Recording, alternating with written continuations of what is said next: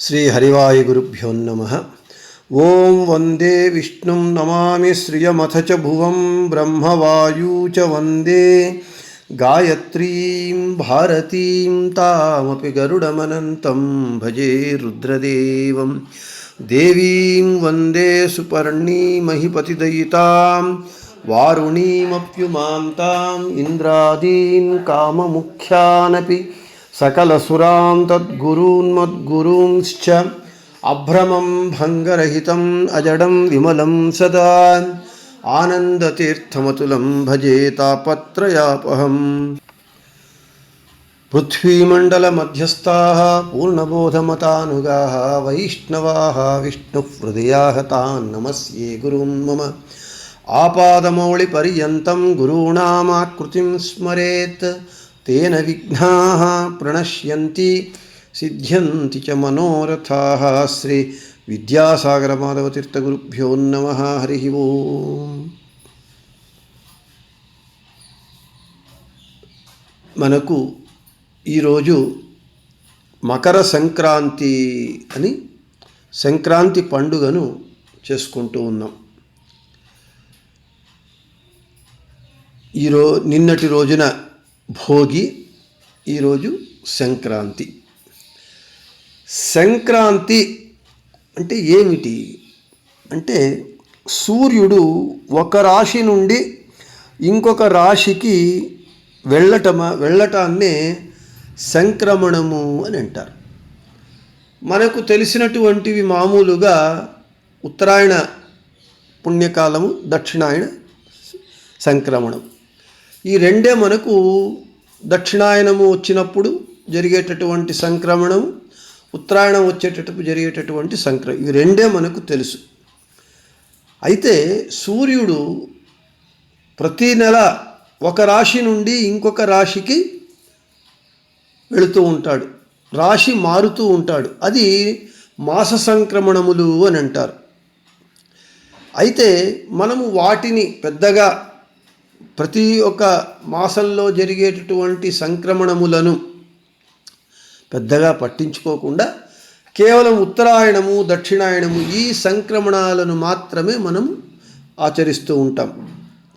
అయితే సన్యాసులైనటువంటి వారు ప్రతి మాసము కూడా, అంటే సూర్యుడు ఒక రాశి నుండి ఇంకొక రాశికి మారినప్పుడు ప్రతి మాసమునందు సంక్రమణాన్ని ఆచరించాలి అని ఉన్నది. ఇక ఈ మకర సంక్రాంతి అని అంటున్నది. ఇప్పుడు మనం ఈరోజు చేసుకునేటటువంటి సంక్రాంతిని మకర సంక్రాంతి అంటే, సూర్యుడు ధనురాశి నుండి మకర రాశికి ప్రవేశిస్తూ ఉన్నటువంటి ఈ సమయాన్ని, పర్వకాలాన్ని మకర సంక్రమణము లేదా ఉత్తరాయణ పర్వకాలము అని అంటారు. సంక్రమణ పర్వకాలం అంటే ఏమిటి అంటే, సూర్యుడు ఇంకొక రాశిని ప్రవేశిస్తూ ఉన్నటువంటి సమయాన్ని సంక్రమణ పర్వకాలము అని అంటారు. దక్షిణాయన పుణ్యకాలమునందు ఉత్తరాయణము ఇక ముగిసిపోతూ ఉన్నది అనేటప్పుడు ఆ ముగిసిపోవడానికి ముందుగా కొన్ని ఘడియలు అది పర్వకాలంగా చెప్పబడుతుంది. ఉత్తరాయణ పుణ్యకాలము అంటే, ఆ ఉత్తరాయణ పుణ్యకాలము మకర రాశి యందు సూర్యుడు ప్రవేశించిన తరువాత కొన్ని ఘడియలు పర్వకాలంగా చెప్పబడుతుంది. ఈరోజు మకర సంక్రమణ పర్వకాలము ఎన్ని గంటలకు ప్రారంభమవుతుంది అని అంటే, ఈరోజు సంక్రమణము మనకు మధ్యాహ్నము 2:43 నుండి సూర్యాస్తమయము వరకు ఉత్తరాయణ పర్వకాలం ఉంటూ ఉన్నది. అంటే ఈ సమయమునందు సూర్యుడు ధనుర్రాశి నుండి మకర రాశి యందు ప్రవేశిస్తూ ఉన్నాడు. ఇది పర్వకాలము. ఈ పర్వకాలంలో నదులందు, సముద్రములందు స్నానం చేయటం అనేటటువంటిది చాలా విశేషమైనటువంటిది. అయితే మనకు దగ్గరగా నది కానీ తర్వాత సముద్రం కానీ సరోవరములు కానీ ఏవీ లేనప్పుడు మనము మన ఇంటిలోనే చేసేటటువంటి బావి యందు కానీ బోరు బావి యందు కానీ మనము గంగాది సకల తీర్థములను తీర్థాభిమాని దేవతలను అక్కడ ఆహ్వానించి వారిని స్మరించి స్నానం చేస్తే అప్పుడు మనకు ఆ పర్వకాల స్నాన పుణ్యము అంటే ఆ తీర్థాదులందు చేసినటువంటి ఫలం మనకు వస్తుంది అని చెబుతూ ఉన్నారు. ఇక సంక్రమణ కాలమునందు పూజ చేసి ఆ సమయంలో భగవంతునికి మళ్ళీ వాయుదేవుల వారికి గురువుల బృందావనములకు పర్వకాల అభిషేకం చేసి అంటే అంతకు ముందే పర్వకాలము రావడానికి ముందుగానే స్నానం చేసి యథావిధిగా సంధ్యావందనాదులు ముగించుకొని నిర్మాల్య విసర్జన చేసి పెట్టిన తరువాత పర్వకాలం ప్రారంభమైన తరువాత స్నానం చేసి మళ్ళీ అభిషేకాదులు చేసి హరివాయు గురువులకు చేసి హరివాయు దేవతలకు మాత్రమే నైవేద్యము రమా నైవేద్యము వైశ్వదేవము చేసి బృందావనములకు మాత్రము తీర్థము గంధాక్షతులను ఇచ్చి హస్తోదకము చెయ్యరాదు. ఎందుకంటే యతులు వారు ఉపవాసం చేస్తారు కాబట్టి గృహస్థులు తరువాత వారు భోజనం చెయ్యాలి అని చెబుతూ ఉన్నారు.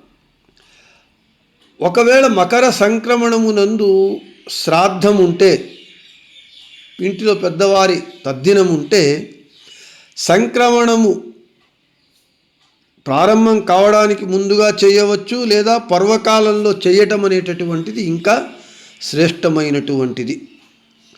సంక్రమణ పర్వకాలమునందు దానము ఇవ్వటం కూడా విశేషమైనటువంటి ఫలాన్ని ఇస్తుంది. ఇక షడ్దానములు చేయాలి. ఉత్తరాయణ పర్వకాలమునందు 6 తిల దానములు చేయాలి. తిల కర్మలను అంటే తిలకు నువ్వులకు సంబంధించినటువంటి కర్మలు చేయాలి. తిల స్నానము, తిల దీపము, తిల తర్పణము, తిల హోమము, తిల దానము, తిల భక్షణము అంటే నువ్వులకు సంబంధించినటువంటి ఈ 6 కర్మలు చేయాలి. అయితే ఇక్కడ తిల స్నానము, తిల దీపము, తిల తర్పణము, తిల హోమము, తిల భక్షణము చేయొచ్చు. తిల దానము నువ్వులు దానం చేయాలి. మామూలుగా నువ్వులు ఎవరు దానం తీసుకోరు.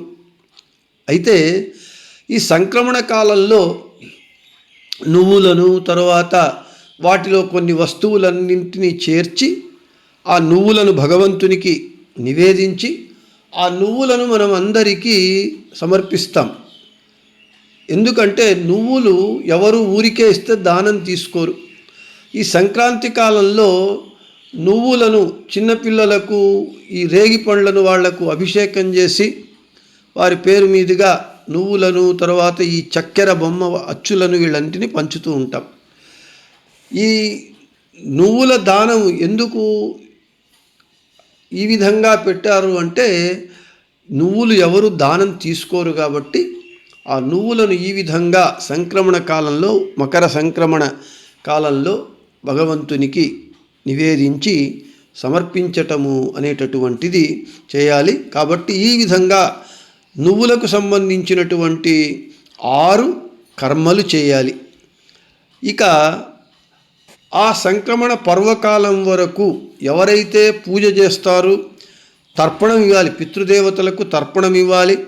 అటువంటి వారు తప్పకుండా పస్తులుండి జలపానం చేయకుండా ఉపవాసం ఉండి స్నానం చేసి పూజాదులన్నీ నిర్వహించి తర్పణాదులు ఇచ్చి తరువాత వాళ్ళు భోజనం చేయాలి అని చెబుతూ ఉన్నారు.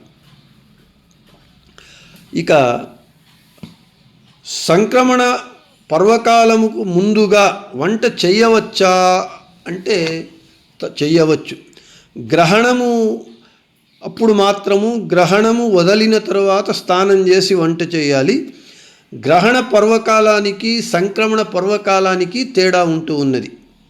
గ్రహణ కాలంలో గ్రహణము విడిచిన తరువాత స్నానం చేసి వంట మొదలైనవి చేయాలి. అయితే సంక్రమణ పర్వకాలమునందు అది లేదు. సంక్రమణ పర్వకాలముకు ముందుగానే వంటను సిద్ధం చేసి చేయవచ్చు అని చెబుతూ ఉన్నారు. ఈ విధంగా మనకు ముఖ్యంగా ఉత్తరాయణము, దక్షిణాయనము అయనము మనకు వేరే అయ్యేటప్పుడు, ఉత్తరాయణము నుండి దక్షిణాయనానికి వచ్చేటప్పుడు, దక్షిణాయనం ఉత్తరాయణమునకు వచ్చేటప్పుడు ఈ రెండు కాలములను సంక్రమణ పర్వకాలములు అని అంటారు. ఈరోజు మకర సంక్రాంతి. అంతేకాకుండా ఈ మకర సంక్రాంతి కాలంలో పంటలంతా పెరిగి వాటిని కోసి భగవంతునికి పెట్టి ధాన్య పూజ చేయటం అనేటటువంటిది, ధాన్య పూజ, తరువాత పశువులన్నింటినీ పూజించటము, ఇవన్నీ కూడా మనకు విశేషంగా ఈ సంక్రమణ పర్వకాలము చెబుతూ ఉన్నది. చేసి ఇక్కడ మళ్ళీ ఒక విషయం మనం గుర్తుపెట్టుకోవాలి. సంక్రమణము అంటే సూర్యుడు ఒక రాశి నుండి ఇంకొక రాశికి ప్రవేశించటమే అనేటటువంటిది సంక్రమణం. మనకు పంచాంగము, తిథి, వారము, నక్షత్రము, యోగము, కరణము, ఈ విధంగా పంచాంగము. మనం ఏ పూజ చేయాలన్నా, ఏ పని చేయాలన్నా సంకల్పం చేయటం అంటే ఇవన్నీ చెప్పి మనం చేస్తూ ఉన్నాం. అంటే ఈ సంక్రమణ కాలాన్ని, సంక్రాంతిని మనము ఆచరించటము, దక్షిణాయన పర్వకాలం ఆచరించటము అని అంటే అఖండమైనటువంటి కాలనామక భగవంతుణ్ణి, అనంతుడైనటువంటి అఖండుడైనటువంటి అఖండమైనటువంటి కాలనామక భగవంతుణ్ణి అఖండంగా మనం పూజించడానికి సాధ్యం కాక, మనము అనంతమైనటువంటి అఖండమైనటువంటి కాలాన్ని ఖండాలుగా విభజించుకొని కృతయుగము, త్రేతాయుగము, ద్వాపరయుగము, కలియుగము, తర్వాత కల్పములు, మన్వంతరములు, తర్వాత సంవత్సరాలు, మాసములు, దినములు, వారము, నక్షత్రము, ఈ విధంగా ఖండాలుగా విభజించుకొని ఆ కాలనామక భగవంతుణ్ణి పూజించటమే ఈ సంక్రమణ ఆచరణ కానీ, ఉగాది ఆచరణ కానీ మొదలైనటువంటివన్నీ. కాబట్టి అక్కడ అనంత నామకుడైనటువంటి భగవంతుని యొక్క అనంత నామములలో ఒకటైనటువంటి కాలనామక భగవంతుణ్ణి పూజించటమే సకల గ్రహబలనీన సరసిజాక్ష తిథివార నక్షత్ర యోగ కరణవు నీనే అని పురంధరదాసుల వారు చెబుతారు. సకల గ్రహములకు బలము వాడు నీరజాక్షుడు వాడే, తిథివార నక్షత్ర యోగ కరణములు నీవే అని అంటే ఖండాఖండ రూపములను, భగవద్రూపములను మనము ఉపాసన చెయ్యాలి అని మనకు స్పష్టంగా చెబుతూ ఉన్నారు. ఇదే విషయం హరికథామృత సారమునందు జగన్నాథదాసుల వారు స్పష్టంగా విభూతి సంధి యందు మొదటి సంధి అందే చెబుతారు. శ్రీ తరుణి వల్లభన పరమ విభూతి రూప కండల్లీ తెరది చింతిసుత మనదలి నోడు సంభ్రమది నీత సాధారణ విశేష సజాతి నైజాహితవు సహజ విజాతి ఖండాఖండ బಗೆಗಳ నరితు ఉదరింద. భగవంతుని అఖండ విభూతిని, భగవంతుని ఖండ విభూతిని, ఈ విధంగా మనము కాలనామక అఖండ కాలనామక భగవంతుని యొక్క ఆ విభూతి రూపాన్ని మనం ఉపాసన చేయడానికి మనకు సాధ్యం కాదు. కాబట్టి ఖండ విభూతి భగవద్రూపాన్ని, కాలనామక భగవద్రూపాన్ని పూజించటమే ఈ సంక్రమణము, సంక్రాంతి యొక్క ఆచరణ, దక్షిణాయన ఉత్తరాయణ పర్వకాలముల ఆచరణ. అదేవిధంగా ప్రతి మాసము జరిగేటటువంటి 12 సంక్రమణముల యొక్క ఆచరణ, తిథివార నక్షత్ర యోగ కరణములు ప్రతినిత్యము మనం పంచాంగమునందు చెప్పటము కూడా అది భగవంతుని ఖండనామక భగవంతుని పూజ అని చెబుతూ ఈరోజు మకర సంక్రాంతి సందర్భంగా మన జ్ఞానరస గుళికల యందు ఈ విశేష లఘు ఉపన్యాసాన్ని చెప్పటం జరిగింది అని చెబుతూ శ్రీకృష్ణార్పణమస్తు, మధ్వేశార్పణమస్తు, అందరికీ శుభమస్తు.